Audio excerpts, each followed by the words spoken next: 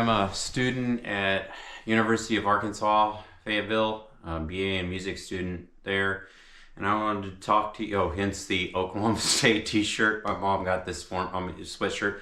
My mom got this for me. Anyways, I wanted to talk to you about the ever so famous Delta 1010 audio interface versus a more modern Scarlett 8i6 interface.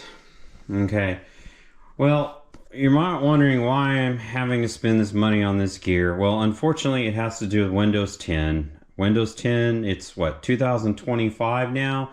Windows 10 will be dropping support soon, and the Delta 1010 drivers do not work well on Windows 10. I get constant crash. I get frequent crashes. I'm be in the middle of working for something, and I'll get the blue screen of death. It's very frustrating. I really don't like getting that when I'm in the middle of something, working for my kid. That I may be working for something on my kids. And the other thing is that this is it's PCI, okay, which that is plenty fast for audio work. But the problem that you're going to run into now is that modern day PCs often do not have PCI slots. I have one right here in this PC. This was a bomb of a PC when I got it. It's like this motherboard's like 10 years old, at least 10 years old, and but it's getting dated. And now Microsoft, I can't upgrade to Windows 11. Why? Because I don't have it. This motherboard will not support TPM. Most of the motherboards that support TPM do not have PCI slots. And I've had so many problems with Windows with audio work that I'm thinking that if I ever get the money, which I don't have the money right now because of family situations, if I ever get the money, I'm going Mac. Most Macs do. It's hard enough to get a Mac with a PCIe slot. That's these little slots down here, PCIe, and the one where this is. But old school PCI slot, forget it. So, and then a Mac Studio doesn't have any PCI or PCIe slots at all. So you're either going to have to use a riser board, or you're going to have to use like a riser board and an external closure, and who knows how that's going to throw off the latency. And one thing that's really great about the MAudio interface is that the latency is really low. It has this like and versus where with USB the latency might be higher. Now I'm probably stuck on USB 2 with this motherboard. I think, I'm not sure. So the latency may not be as good as it should be for this Focusrite, but that's just one of the reasons why I prefer PCI. Now some of the more modern US audio interfaces that use USB 4, I think it is, those are to be doing really good. But anyways, this 1010 is supposedly, it's actually only got 8 inputs and 8 outputs. Okay, they say 1010. Actually, they're counting. I think they're counting this SPDF as 1 and the MIDI as 1. So 8 plus 2 equals 10. That's their logic. Really, they're exaggerating. Okay, but this interface, nobody has. But it works great in Linux. Really, really, really well in Linux, even though Cubase doesn't work in Linux, and I haven't had a chance to really work with it in Linux too much, but it does work really good in Linux. Lots of great support in it, and it's super straightforward. I mean, there is nothing crazy about this interface at all. Basically, all you get is analog inputs, and right here, I don't know if you can see that, where it says +4, -10. That's where you select whether you're using consumer grade or balanced. You have a switch here. You just push it, right? So you don't have to worry about software config. That's one of the things that there's no firmware to load on this thing. So that's just absolutely beautiful. That makes it work longer in Windows, and it makes it work better in Linux. There's less things to go wrong. The Focusrite, unfortunately, uses firmware. The good news, however, about the Focusrite is that there is a guy that I don't remember his name. I'll try to list it if I can figure it out. He got on the internet and he reverse engineered the Focusrite drivers. and they've been out for, or I mean, I don't know, well, it was reverse engineered, but he figured out, I guess, running like scans over the USB ports, what he needed to do to get the drivers working correctly for this Scarlett 8i6 and several other Focusrite pieces of hardware, such that it is reasonably supported in Linux. At one time, you had to boot into Windows to configure the firmware, but I think they've even gotten that fixed by now. I don't really plan on spending too much time in Linux because Cubase isn't supported. I've used Ardour a little bit, and it's kind of quirky. But if I had my choice, I would be doing everything in Linux because it tends to have less unpredictable issues. It tends to be less virus prone. I don't know. There's just several advantages. I've had much better fortune with GNU Linux. Just put it that way. Okay, so, but that's not always an option because, as I said, Cubase is way more advanced than Ardour. I mean, Ardour is okay, and Jack is great if you could figure out how to use it, but it's just, there's no comparison there. So, as I said, I'll probably wind up going Mac, and this is heavily supported on Mac. This particular audio interface is also highly recommended by one of my professors that I've had for 2 classes, music technology and art of digital audio music production. He recommends the Focusrite hardware, and I think he's even used it in some labs in the past. So it's a really good piece of hardware. I imagine that it's going to have less noise than this Delta does.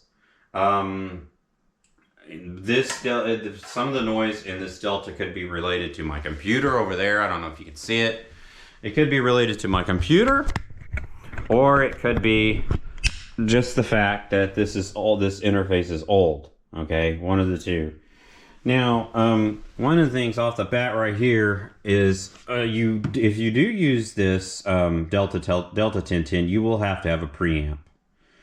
And good luck, as I said, getting it to work on a modern version of Windows. Even versions of Windows 10, it's very hard. I mean, you could try to, if you have build 1809 of Windows 10, it should work fine, as far as I know. But the problem is Microsoft is going to want to push forced updates on you at some point. And even if you get the thing disconnected from the internet, never get on the internet or anything like that, and you keep yourself free of viruses, if you connect to the internet, Microsoft will probably try to push out force updates. Now, if you stay on 1809, total air gap it, then you may not need the updates and you'll be fine. Another thing is Microsoft is going to be dropping support for Windows 10 soon. So if security or updates are a factor for you, then you're going to need it. But on the Focusrite here, we've already got preamps built in. We got 2 preamps. We got one for the left mic and the right mic. A lot of people, a lot of audio engineers, and this works out really well if you're recording for Dolby Surround or something like that, and you're going to do panning later on, is you'll do one mic you'll just do one mic per instrument. So this would allow you to have two singers, one singer on the left, on mic 1, another singer on mic 2. Unfortunately, they're monophonic sources, and you'd have to use panning to put that out. Or you can have a mic for the singer and his guitar, okay? And you would have the preamps there built in. But if you're doing like Dolby Surround, you don't really want to run like 5 mics or 7 mics. So what you might want to do is you just might use one single mic, and then you might use panning to move things around. And that's one of the good things where this SBDIF output will hopefully come into play, is when we're doing Dolby 5.1 stuff. I did a Dolby 5.1 demo a while back, and it was really kind of cumbersome to test because I couldn't, my audio interfaces were set up in stereo. I have never gotten this SPDIF to work on the Delta 1010. It could be because my cable is bad and it was too long a run or whatever. I don't know. I never got it to work. On the Focusrite, though, on the other hand, we've got also an SPDIF. Oh, and you can get this. I got this from Guitar Center, by the way, for about the same price as I got this used. So they were both about $200, which sounds like a lot of money, but for professional grade music music instruments, that's not necessarily, you know, unreasonable. You could spend like $1,000 for a good audio interface if you got the money. I don't ever get bands in here. I'd like to get some bands in here, but so, you know, really for me, any more than six inputs is overkill. I need typically I can often use up to about 4 inputs at a time, but I'd like to have the other 2 possibly in case I need 6 at some point. But here we got another SPDIF out for the Focusrite. So, and we got four more line inputs. So we have a total of 6 line inputs on this Focusrite 8i6, okay? And then we've got 4 outputs. Now, that's not the end of the story for this Focusrite. I believe, I don't see an ADAT interface on here. No, I'm not. I believe that this could be extended through ways of the SPDIF interface. I think you might be able to add additional inputs to this Focusrite. It may allow that, but I don't know that I will ever be doing that. A lot of the more advanced Focusrites have an ADAT interface. This one does not. That's not a deal breaker for me though, because it doesn't really matter for my particular use case. If I ever get to the situation where I literally do need like 8 inputs, then I can boot into Linux, record with our DAW. We can take our live take, save it, and then everybody go home. I send it back over to Cubase on Windows, and then I do the mixing, mastering, all that kind of stuff in Cubase with this interface. This would be for live recording. This would be for mixing and mastering. Another thing I run into with this Delta 1010 in Windows is a lot of times it only supports a few different sample rates, and particularly since I do a lot of video, I need it to be at 48 kilohertz. Sometimes getting this stupid thing set at 48 kilohertz can be a pain. I've set it at 44 kilohertz without issue, and trying to get it at 96 is even more problematic. It tends to default at like 44 kilohertz, but trying to get it at 96 is even more problematic than 48. So it's just the drivers are out of date. And I actually have a Bachelor of Science in Computer Science, but I'm sick and tired of IT.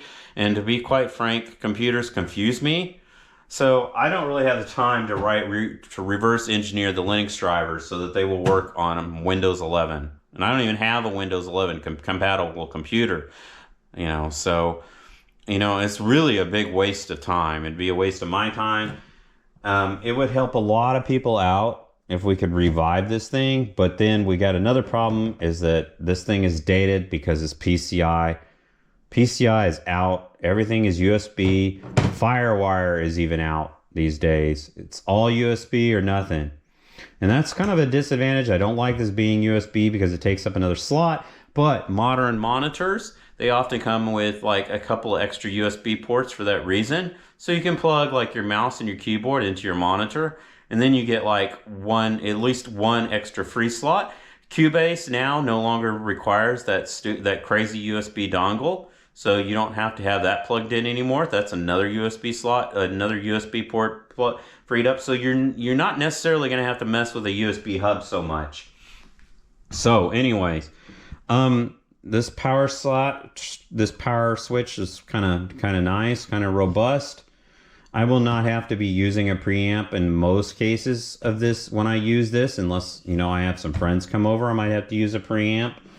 I do have one because I've been using it with this. It was just a small audio buddy. I don't know, I'm losing my train of thought. It does have the MIDI in and out. There was something very important I was wanting to say. Oh yeah, okay, there's one thing I can remember, but here's the fan. You can set the phantom power here. You do not have phantom power on the Delta 1010. You'd have to use a preamp for that, but 2 headphone jacks out.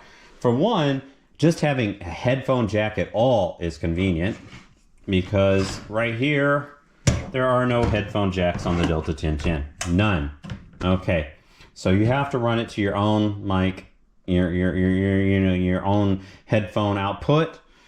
And I'm having problems with my receiver. It was given to me by my grandpa. My grandpa let me have it. It's an old realistic receiver. I don't remember the name of it, but that was back when Radio Shack made some really good, I mean, super awesome audio stuff. I'm still using it. It has issues. So testing that headphone output is not always ideal. I would really like to be able to test, directly from the hardware, to be able to test on, the receiver that my grandpa gave me and the monitors, because what you're going to run into a lot of times when you're doing, and on the home theater system that the mother of my children, her aunt actually got me one time. Yes, she was a very generous aunt, but somewhere along the way I ran her the wrong way, and now I'm kicked out of the family. So that's why I'm stuck here. I have no money. I'm broke. It looks like I have money, but I don't. This stuff was bought used. It was bought over the course of time, and it's nothing in comparison to the family bills I'm paying right now. So anyway, I don't know why I got off on all that, but yeah. So the SPDIF output, that's going to come in handy as again, not only will I be able to test in 5.1 surround sound possibly, but also I will be able to get another audio output, because as I said, well, I was trying to say earlier, one of the things that's really going to kick you in the rear end a lot of times when you're beginning and mastering is that it sounds absolutely amazing on your audio hardware. And then you get it on like your buddy system, and it sounds like, well, I don't want to say the word because it's unchristian. Although lately I've been having my doubts. I'll just put it that way. So, yeah, you need to test on a lot of different audio inputs. You need to master, at like say flat level, straight off the audio hardware with the best studio monitors possible. But then when you get it perfect, just run it on some crappy equipment. Well, I already said it. So run it on some crappy equipment and listen to see what it sounds like. Just make sure you're not blowing, your fans' eardrums out. Some of them actually like the big thumping bass that rattles the windows, but I've never liked that. I guess I'm not a rapper or whatever. But that's about it. So what we're gonna have to do is we're gonna have to stick this puppy back in here. Let's see, I think I showed you where it goes. It goes right in there underneath. And I need to go with SSD drives. I'm using mechanical drives, and this thing crashed down earlier today. And hopefully I don't have a hard drive corruption from the big bang. But that's not good for hard drives when you slam your computer down like that. So it's going to go right in there, and it's using SSD. So I'm going to try to hook this up. Then I'm going to try to show you the latencies between the Delta 1010 and the Focusrite. And the big takeaway from this thing is that when I have to there's two reasons why I need this thing. One, to keep my computer from crashing in Windows when I'm doing audio development. Two, I need it because sometimes when I get on Zoom, I can't use Zoom and this at the same time, or I can't use OBS Studio and this at the same time. I have to use some crazy loopback interface. I can't use Cubase and OBS Studio at the same time. This Focusrite should fix that. There was a third one, but I don't really remember what it was. The fact that PCI is going away soon, and I may have to upgrade this machine. Windows 10 is going away. It will be gone pretty soon.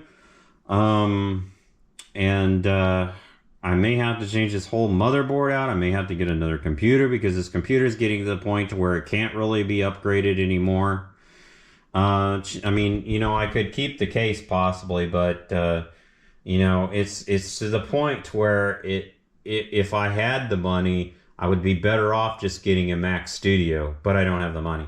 So anyway, yeah, that's what I need this thing for. Then it's probably going to be there's probably going to be less noise on it.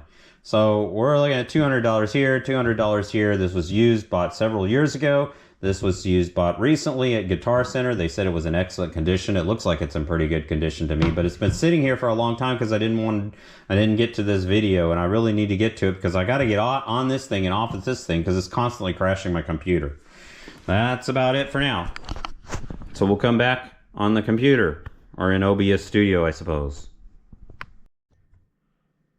Alright, so here I tried to redirect everything to the SPDIF, and I'm playing on Brad Durham's podcast, and it's not coming out. Okay, but it works when I direct it to the, let's see, let's pull up the MAudio control panel. Let's go look at output. See, it says it's coming out 7.8. Okay, that's really weird, because right here in Windows, I don't know if you can see it. If you can, I don't know if you can see this, but over here in Windows on the left, it says it's coming out SPDIF. But over here on MAudio Delta Control Channel, it's sending out at 7.8 out. I don't know how to reroute that. That's not good. Let's see what if I change this again. Let's change it to 5.6. No, it didn't change. What if I stop it and start it again? I have no idea why it's coming down 7.8. If I change this again to like 1.2.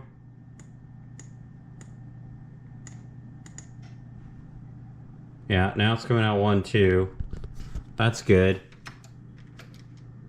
Okay, so it comes out fine there. If I change this back to SPDIF, it sends it to 7.8. So there's something seriously wonky with the drivers. No, I did not pick 7.8. I was kind of liking that riff. Yeah, see, now I'm picking SPDIF and it sent it back out to 1.2. Let's try that. So I can't really use that there. Okay, so now we're gonna go ahead and try Cubase and see what happens there. Okay, I'm pretty sure this video is gonna be like a total wash. It is so screwed up. I don't know what's going on with this thing. I got this, what is it? I got the sample rate set at 44 kilohertz, and I think that's what the project was. Project setup. But for some reason, the audio on this thing is totally whack. Now, you normally should stay at 48 kilohertz. Reason being is because if you ever plan on doing video, 48 tends to work better with the video. So like if you like to publish to YouTube or TikTok, it's just easier if you just stick with 48. 96 wouldn't be necessarily too bad because it's double 48. But please do not use 44.1. Just don't go there. Just stop it. That's the old CD days. People don't even use CDs anymore. So don't go there. Anyways, I don't know what's going on, but everything is totally jacked up. This is going to be embarrassing. I'm just going to play it for you. You can hear how crappy it is. I'm sorry, but it is. There once was a time when... What the heck? Let's go back over here, man. Let's check this out. This does not sound like this. Let's go back over here. Okay, right. I have no idea. I have no idea what that's about. Let's go back over here. Okay, right. If I can find this stupid thing, where is it? This video is so totally jacked. I'm like, where is it? Come on.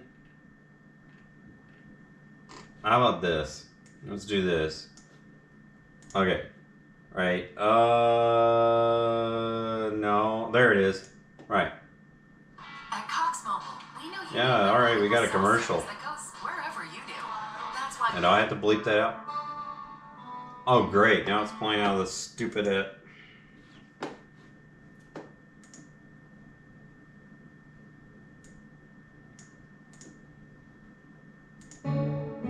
There once was a time when it all seemed right. Baby, it does not sound like that. A precious sight. Little blue. I don't know if I've got a virus or what, but man. Brown eyes full. What the heck? Okay, right. So we go back over here. And And if I go and sit there and if I sit there and try to change the sample rate project, it'll correct the audio back, but then it'll throw everything off position. It'll fix the pitch.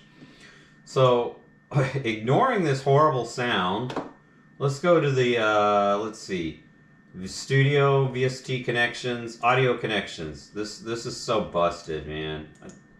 Let's see, studio setup, right? Okay, right here. You can't see, you probably can't see this. Let's get up here. I don't want to be messing around with OBS Studio right now. Okay, can you see that? That should be like 12.585 milliseconds input latency, 12.245 milliseconds output, and a hardware sample rate of 44. Now, all right, so we're just gonna go look at, look at Studio. Whoops, where is it?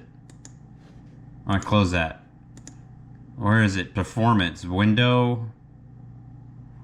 I guess not there. Studio audio performance.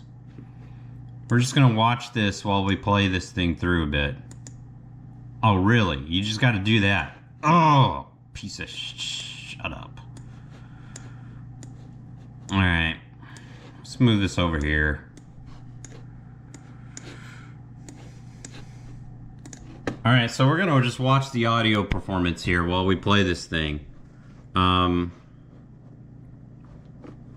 Let's see how that works with that 11.1 latency, okay? I'm saying a lot of naughty words now. Okay, here we go.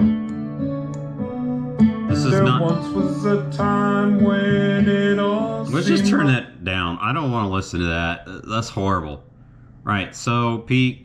It looks like it's not stressing too bad, but we got 11 milliseconds latency. Okay, our SPDF doesn't work. I don't know what this is about. The ASO guard looks a little high. I am not running, I'm not recording anything right now. I don't have any of the mics running. I don't have the Juno DS running into this project. I'd like to, but I couldn't find the Okie Girl project where I was actually using the Juno DS. I don't have time to sit here, and I'm not a very good piano player. I don't have time to write a piano part right now.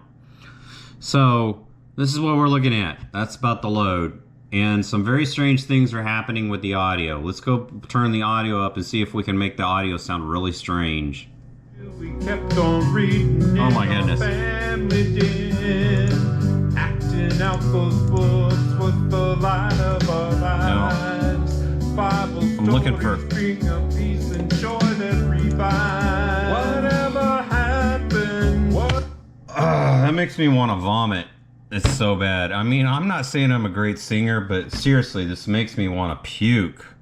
It's that bad. Okay, so woo. Oh, I want to vomit.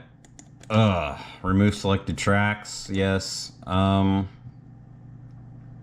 That shouldn't have been there. I don't know. There was something I did that caused this to really, really go down south earlier, and you didn't hear it.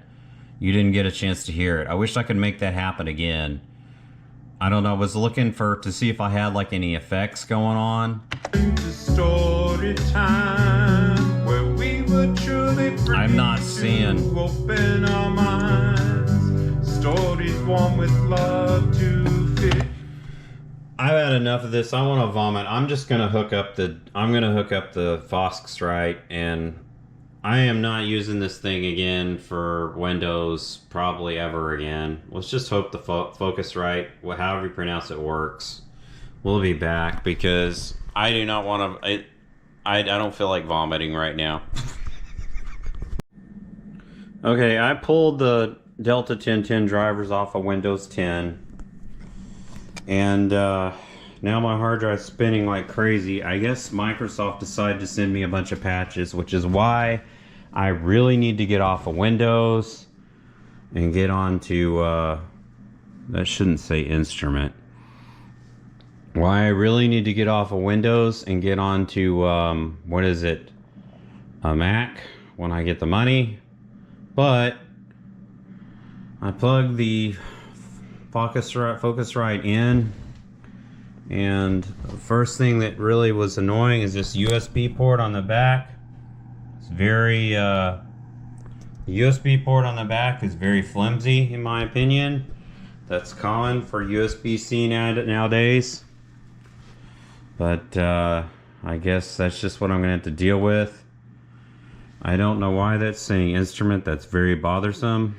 Let's see what happens if I hit 48 volt. Yep, now I got my phantom power, but that should not say instrument. Instrument air pad. I bet that's a software setting. See, the Delta 1010. Oh, by the way, one of the things you can do with these Delta 1010s back in the day is they could be rack mounted. You could have like, I think 4 or 5 of these. So if you had the money, so you could not only have like, each one supports 8 inputs, but if you had like, say 4 of these chained together, you'd have like 32 inputs at one time of recording.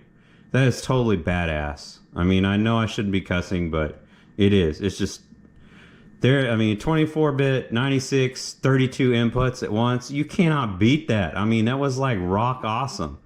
And you can still do that in Linux, but I'm not going to Linux today. I've just had too many problems. We're just going to stick with this. I need this for Windows. A lot of stuff I do in Windows because I work with Cubase, and you saw the garbage I had earlier. It was just horrible. So I got my phantom power going, and we're gonna go see if this thing works, if it was detected at all. It was, I mean, it did detect. I don't know about installing the drivers. Let's see. There we go. Right there. Okay. So, do we have this as... Well, let's get this off of here. Let's get this down. Do we have the Focusrite as a possible output? No. Not at all. It's not detected. It said it was detected, but it's not showing up. That's bad news. What if I go to control panel? I need a head mount now. What if I go to control panel? Oh man. Where's control panel? I figured it would be detected immediately. If I unplug it and replug it again and again, it might pick it up. Device manager. What's on device manager? Come on, man. Windows is so freaking slow. This is the kind of stuff I have to deal with. I don't think it's just the fact that my computer's old. I know my computer's old. See, right there. It's detecting it under other devices. So I'm definitely going to have to install, the drivers. So we're going to go up here. Come on now. It shouldn't be detected this thing as like a USB compliant device. What's up with that?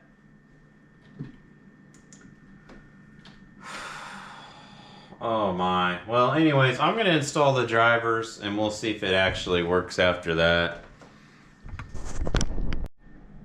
Alright, so this is apparently a first gen device, not third gen, so maybe that's why I got a bit of a discount on it, but it has 6 inputs, which was pretty important to me. Because as I said, there are times where I use like 4 inputs. I don't know, and if somebody came over, I could potentially use 6. But just me personally, I sometimes use up to 4 inputs because I like to route my keyboard in, and you don't want to use the USB interface of the keyboard. All kinds of bad things happen to that, so you just want to use your main primary device. You want to use the MIDI out, go to the keyboard, have the keyboard come back in. One thing that I forgot to mention is now that I'm switched off to this, my Audio Buddy, I can use that. I've been using it as a preamp, but now I can, if I can get some longer balanced cables, I can begin to use it as a sort of a direct box between the Juno DS and the Scarlett, which will protect both the Juno DS and the Scarlett. Because right now I'm using very long unbalanced cables, and that's really not wise. So, anyways, But the good news is even though this is a first gen device, there is still Windows 10 and 11 support. So that means that if basically what that means is that if I do have to upgrade to Windows 11, which is very likely given how Windows 10 is about to die, that I shouldn't be left out in the cold. And Windows 11 will probably be here for at least another couple of years. So let's see. I guess we need this one, not the Windows 10 one, 7 and 8 one there. Okay, and we're gonna go ahead and install this. And I am not doing the GNU Linux test today, but I'm pretty sure this will work with GNU Linux. We'll find out if it doesn't later, but not today. So we're going to go ahead and go to Downloads. We're going to go ahead and run that. No point in scanning for viruses because I probably already have plenty. I could use a few more. Strengthen the immune system of my computer. There's no telling how many zero-day exploits have been executed against this computer. I had like a hard drive just like blow up like overnight one time, and I lost a whole bunch of family pictures. It's gonna cost me like $400 to get them back if possible. That was like years ago. I never sent it off because I didn't have the $400. I keep trying to get the mother of my children to give me the backup that I gave her, but she's just like, no. I'm like, I gave these to you. You won't give them back? What's the problem here? I don't know what her deal is. So anyways, next, accept the agreement. Next, I don't know, maybe she deleted them when I gave her that copy of Windows 11.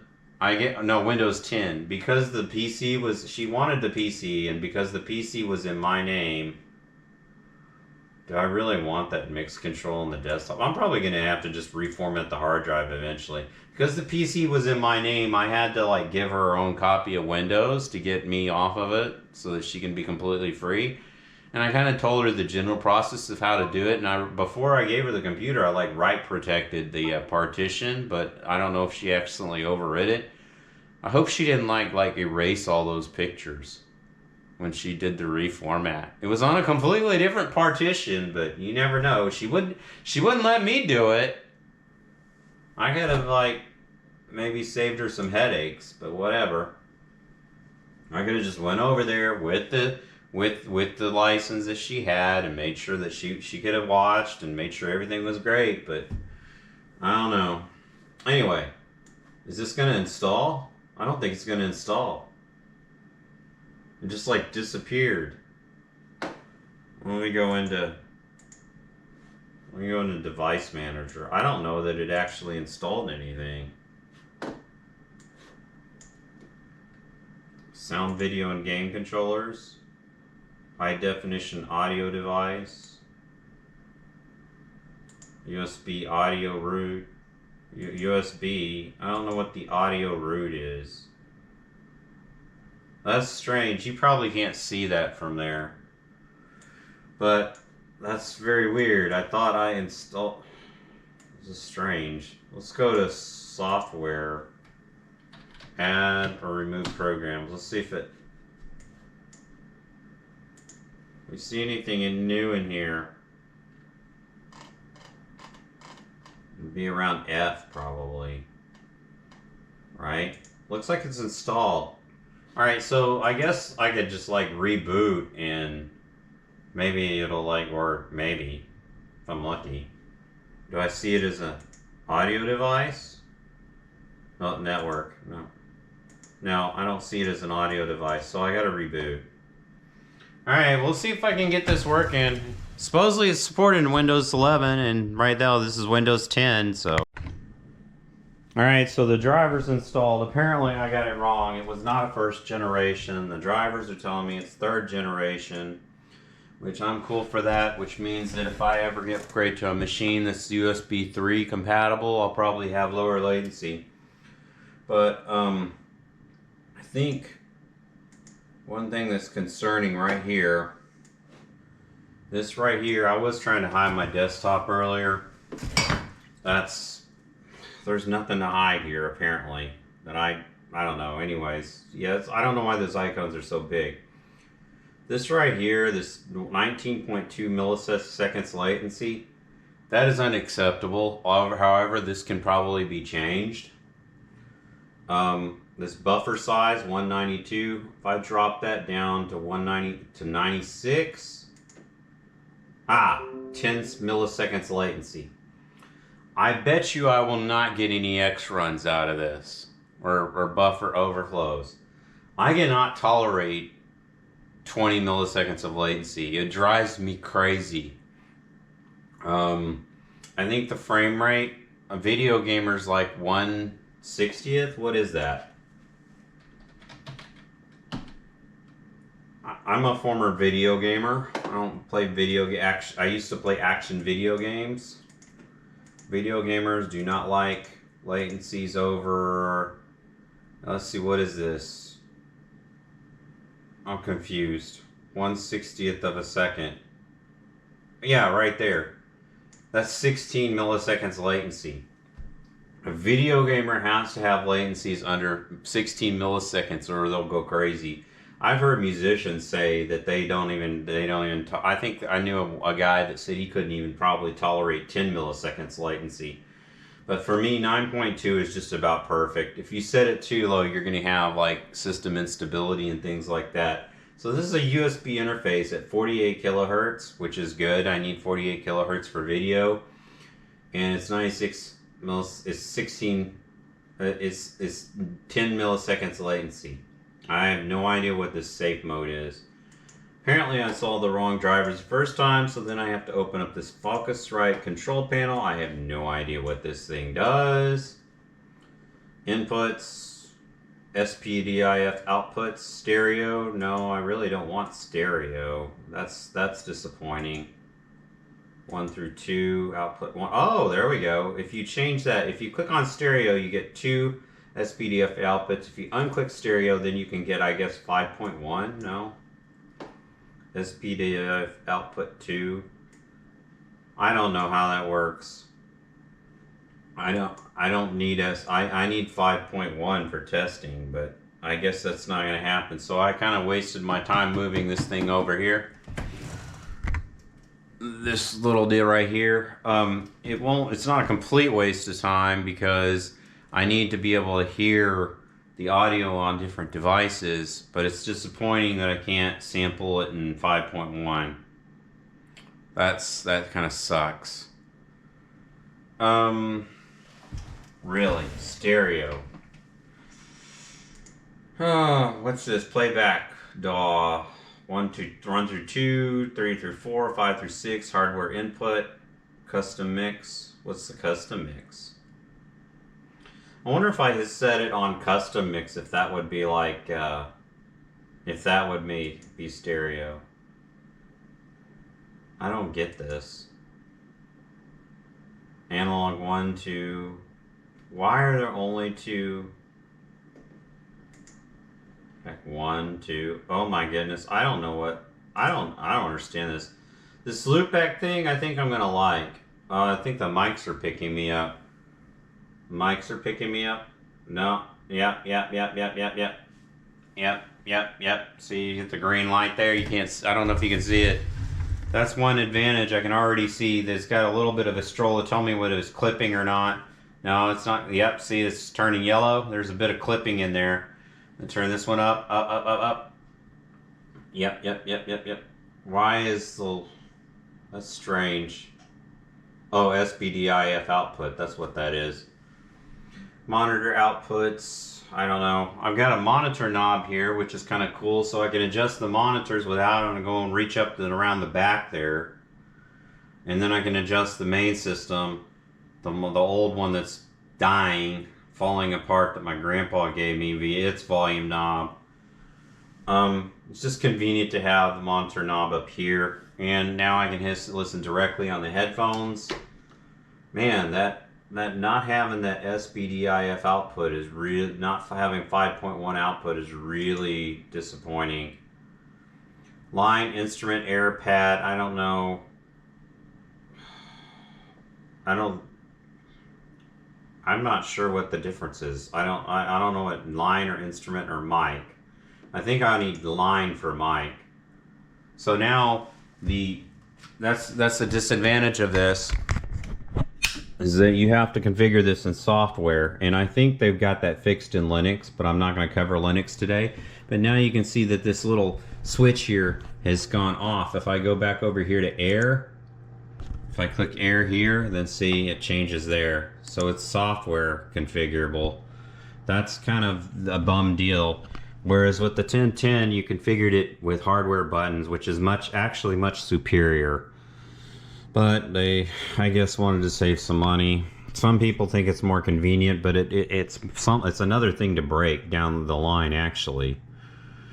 The good thing is I got 10 milliseconds latency. I don't have problems. Now, I bet you if I go into OBS Studio, I will be able to use OBS Studio and Cubase at the same time. But we're not going to do that just yet. So we're going to go into OBS. We're going to go pull up Cubase and see.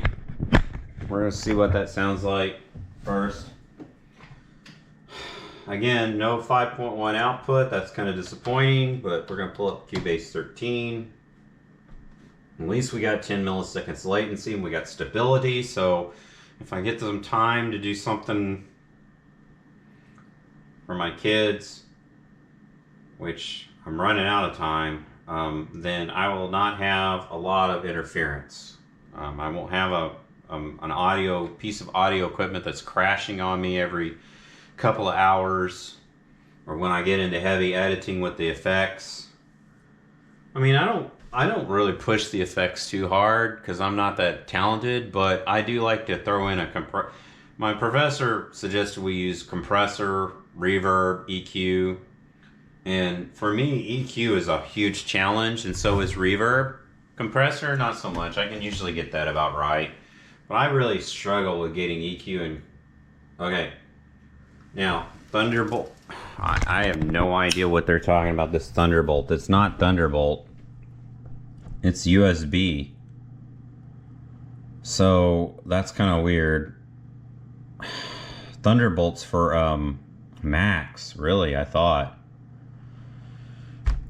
I don't know what to pick here, so I'm just going to pick USB ASIO and hope that my latency doesn't go to pot. It says 10 milliseconds. We're going to pick USB ASIO, click OK. Here we go. We're going to see if this still sounds like crap. Excuse my language. Click open. There's one thing that I really don't get about the new Cubase 13 is it checks for a printer connection. I'm like, why? I could use some more colorful metaphors there, but I'm not going to because I'm trying to stay family friendly, even though I've used the C word numerous times. Maybe I ought to bleep that out. Now it's switched back to 44 kilohertz because that's what the project is in. Please do not record your projects at 44 kilohertz. I do not. I mean, I've already said that, but don't do it. Unless you never plan on doing video ever. You will have so many headaches going back and forth between 44 and 48. I've had numerous problems with that. Close that. Let's just see if it works. Okay. Is it going to sound like crap? Is it going to sound like garbage again? I mean, I already sound bad, but is it going to sound bad again?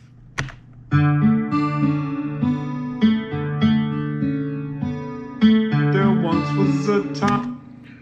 This still sounds bad. I don't know why, but it does. Alright, so I'm going to have to redo all those vocals at some point if I ever want to salvage this song. I am so disappointed with that. But let's go back over to, let's go to VS Studio, audio connections, studio setup, right. Wow. I asked for 9 milliseconds round trip. Well, it says right here that it's 13 milliseconds round trip latency, which makes no sense to me. 13.7. But here in Cubase, it's saying I've got 5 milliseconds and 7 milliseconds latency. There's really only one way to tell about this. I'm going to go over here Let's see. I can't play, but we're gonna pull something up. Hello, hello. Okay. What's this about? Okay, let's get that out of the screen. Alright. Alright. Oh, that's way too. Yeah, it's good.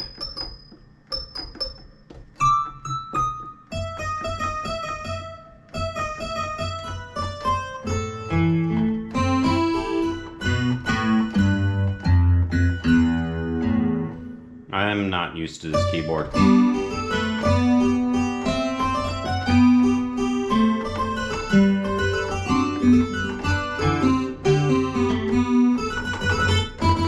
The latency is fine. Forget my horrible playing. What?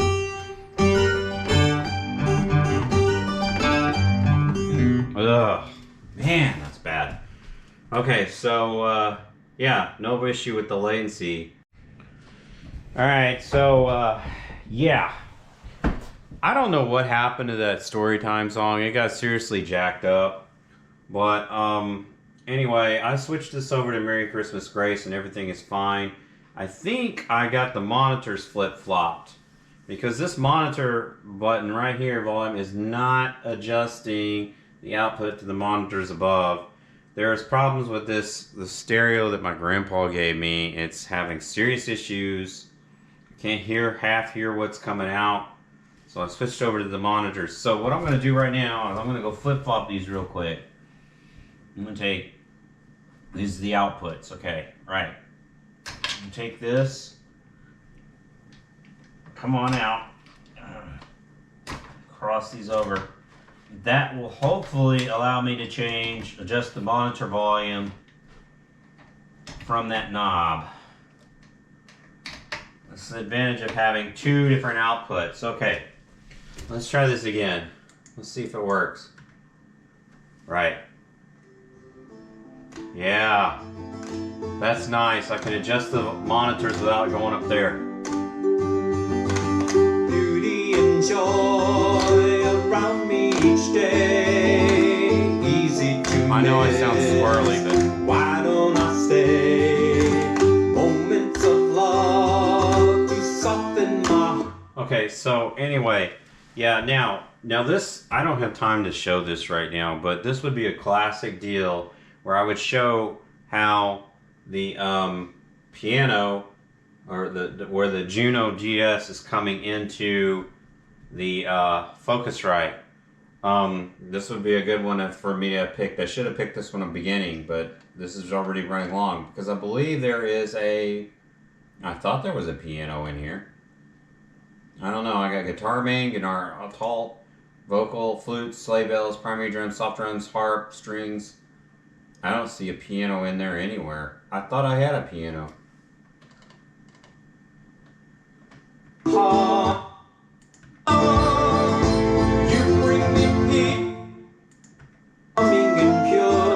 It's in here somewhere.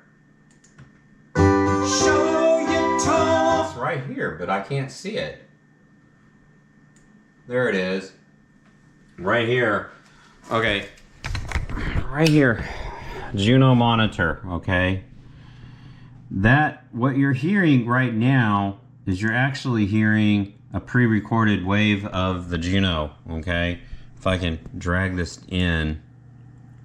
That is not real great for me. And if you also see, I got my balance off.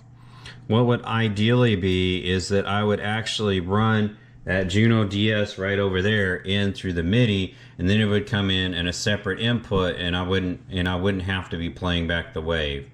So if I wanted to mess with this, that would be great. So there are no problems with this now. I'm getting reasonable performance. Let's go look at the studio. Let's go with studio. Where is it? Transport. Studio audio connections. No, that's not it. Audio performance right there. Okay. Beauty and style. Okay, that looks pretty good. The peak's not too crazy. Make the world smile. You see the peak isn't going out, the peak isn't going crazy, so, and I've got more stability, okay? And I can adjust the volume right here, and I can even go over here and listen to it with my headphones. So, listen with my headphones.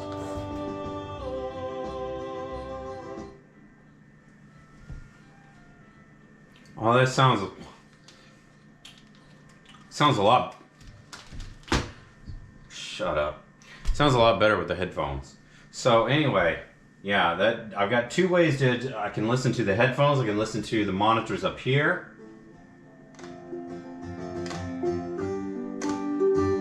Or if I don't want to listen to the monitors, I can listen to this right here. This is my grandpa's stereo.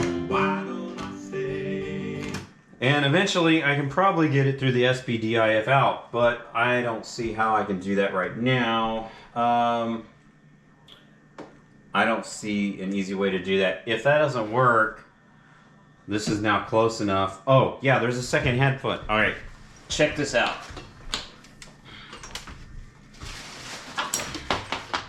Okay, I got like a super long headphone cable.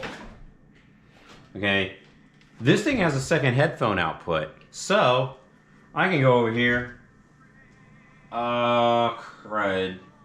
Yeah, I need to plug it in line in. I bought an adapter for that. Let me go get that adapter real quick. So even if SPDIF doesn't work,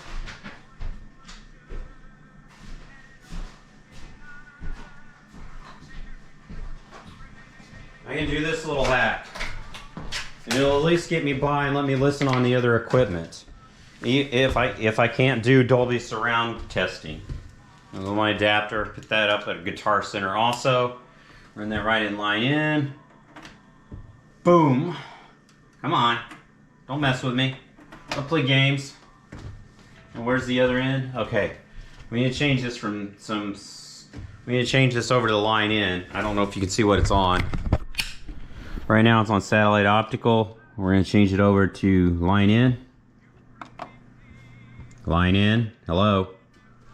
Right. So now, we'll put this right here. Put that right in there. Turn the volume down first. We don't want to blow our ears out. That's a tip from Professor Radon. Always turn the volume down first. Let's turn that back up. Oh yeah. All right. Now I can hear. I got like 3 different audio interfaces. Happy holidays to my beautiful girl. Okay, so I can test headphones straight. I can test the monitors. I can test my grandpa's old audio system, and I can test on this theater system, even though it's only 5.1. That gives me a way to make sure that whatever I hear or I think I'm hearing is what is closer to whatever a normal person will hear, because what will happen oftentimes is it will sound great on your equipment and it'll sound like garbage on somebody else's. So that's a really good advantage. And right there, the ASO Odell is the peak CPU usage is pretty low. So the last thing I need to check out, what I need to check out is, you know, the mics on OBS Studio are automatically picking me up. That's a good bonus. That's great. However, the desktop audio is not coming out from the Keybase version. So this is a trick I've been using all along. Reddit also recommends this. Just get a second audio interface. Run it out of the Focusrite. Run it out of the Focusrite and into the second audio interface. But in my case, what I'm going to do is, because I've got like 2 different audio outputs, what I'm going to do is I'm going to run this realistic receiver here. It's got a tape monitor on it. It's not blown out. I'm going to turn this volume down. It's not blown out. And so what I'm going to do, and by the way, the monitor volume on here only controls the outputs 1 and 2. It does not control 3 and 4, which this is hooked up to 3 and 4. So that's good for me, actually. And what I'm going to do, I'm going to take the tape out of this, run it back into the, I'm going to run it back into the onboard audio of the sound card that's on the motherboard, and then you'll see, hopefully, in the desktop audio right there. Okay, got it? So, crud. What is the type of cable? Basically, what is that? 1, what is it, 1/8" to 2 stereo RCA cable, I guess. Is that it? Yeah, okay, this is what I use, this thing right here. You're looking at this on OBS Studio now. I'm using like a small frame rate of 20 frames per second, because when you're doing like, what is it, kind of talkovers like this, you can use a lower frame rate. When you're doing like music videos, you gotta use like 60 frames per second. But anyways, I use one of these basically. See if I can get a bigger picture of that. Yeah, that thing, okay? I'm running that out on my grandpa's stereo, the tape monitor out, and directly into the onboard sound chip. So what happens is that it's running in on the line in, and it thinks it's the microphone. And what I had to do is I had to get in here on this line in, and I had to drop the properties down because it was too hot, okay? So I dropped that down, and now I can record on OBS Studio with this Focusrite. Now there should be a way to get the loop back to work to where I don't have to do that, because the drivers for this Focusrite are modern, they are supported, and even into Windows 11. I can't figure it out, but that's the hack. That was the hack that was recommended on Reddit. That's the hack that I was using for my Delta 1010. But there were still problems with the Delta 1010 that it was so problematic to use. So now I should be able, and I've gotten rid of so much of that now, and I can listen to I can listen to like 3 different devices. Well, 1, 2, 3, basically kind of like almost like 4 different devices in one mastering session. Not that I know what I'm doing, but it really makes things easier, and also not having the thing crash when you're trying to just adjust EQ, because adjusting EQ is very, very, very, very, very, very tedious. And it's not something I'm good at. And so while I'm in there playing around with that, I do not need the machine crashing, and it takes like 5 minutes to boot back up. It's like so frustrating. Very, very, very frustrating. It's particularly with I haven't had this happen. I haven't been writing lately, but imagine me having to deal with that and mice too. Oh man, it's just like, and now I say that, and those mice are going to come over here and chew the cables, and then I'm just going to be up the creek again. But there we go. So yeah, that's how it works. We'll just go over here. I wish that I could get the 5.1 surround sound working, but this was something I wrote for my daughter Grace. I don't know if it was, I think it was the Christmas before last. I actually was able to do a small music video for that, but it was using family pictures. But the mom gets kind of upset when I post pictures of my kids online. I don't know. She doesn't like it too well. But they're doing it. They were posting all kinds of garbage online, all kinds of stuff about themselves online, and with no supervision over there. And I'm like, really? Do you have any idea what your children are doing? When they lived with me, I was kind of harsh, but I knew what they were up to, at least. When they moved in with her and she got them cell phones, they just went wild. And I don't want to give it into that, but so here it goes. Yeah, and you should be able to hear me. And wait a minute, I don't know. Mix may be off a little bit. I need to I wish I could lower. I wish the whole thing, the other was on a bus. Oh my goodness! Wow. Maybe if I drop this down a bit. Easy to miss. No, because then I'm Why don't I stay? Moments of love right here. to soften Raise that up. Yeah. Okay, got that up a bit. Let me not flee. But I really need. Or ever depart. I really need that. Wondering all is what I should see. Okay, whatever. I'm not gonna put all that other stuff on a bus right now. But what I should do is I could have done before I started this is I could put every one of these channels above here on a bus. Like we can do that right now. Like right here. Right. Okay. So then we go F3 to mixer, and Cubase makes this fairly easy. We'll right click and then add group channel to selected channels. I think it is. I think that's it. And we'll just name it school bus. Yeah, right. Okay, so we got a school bus now. Okay, so let's try this again. Let's try this again. Okay. What happens when we load this school bus? There we go. Now you can hear me and the school bus separately, right? Sort of. Okay, so that, and you could like put your like, this is kind of like mastering in a way. You can put like your effects all on that one thing, or you know, you can put all your effects on the stereo out if you need to. But I learned about buses in Professor Radon's digital audio production class, because I was just like, I was not even using buses. I was doing everything individually, and the bus makes it a lot easier, trust me. And he would push you. It's a music industry class at University of Arkansas. Anyway, I am rambling. This is going way too long. I've had way too many mistakes in this, and I can't half play on a virtual keyboard anymore. I'm so used to playing on a regular piano, and not that I'm any good at that, but yeah, it's bad when you go back and forth between the two. So I could have used the Juno, and at least it's weighted with hammer action, but it still doesn't feel like a real piano. Right. So where are we going with this? Where are we with the studio audio connections? No, audio performance. Look at that. That looks so good. And if I go to studio, and then, what was it? Setup. Can you believe that? 5 milliseconds latency? That's insane. If I go over here and, well, if I were to like start playing on, I don't know what I'm doing, but like, yeah, I don't want to mute that. What's this? No, don't want that. If I were to add a, just put it this way. If I were, let's pause this for a minute.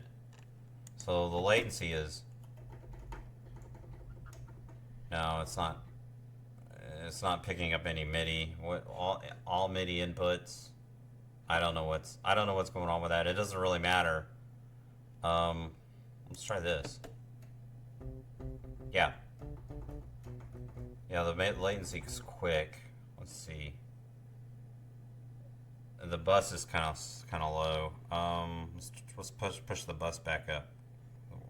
Where'd the school bus go? Right here. Okay. Yeah. Okay. Strings. Let's see. Clap. No, we can't. Clap's not MIDI controlled. Sleigh bells, flute, vocal, alt strum. It's probably the strum that I need. I don't know what the guitar main is. Flute, vocal. I'm not seeing anything. Here's drums. Let's try that.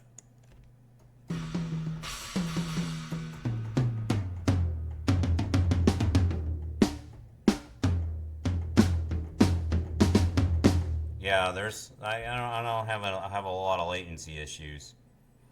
So I don't know what else to say. This is a significant improvement. Not having to deal with this crashing. I do not have time to test this on Linux right now. But being able to test on multiple different audio devices, that's a huge plus. Being able to adjust the monitors directly from the Focusrite hardware is another huge plus. There's less noise on this. Yeah, there's less noise if you listen to the I don't know if it was my computer, the PCI bus on my computer, or the interface fact that the Delta 1010 was so old, but I hear a lot less noise in this device, period. If I crank these up all the way, the monitor, the mics, yeah, what you're hearing there is not noise from the device itself.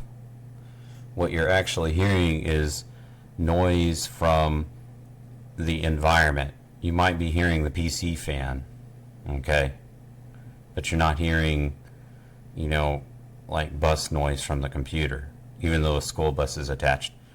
Okay, I'm being really stupid at this point. I think I need to go before I make things worse. All right, bye.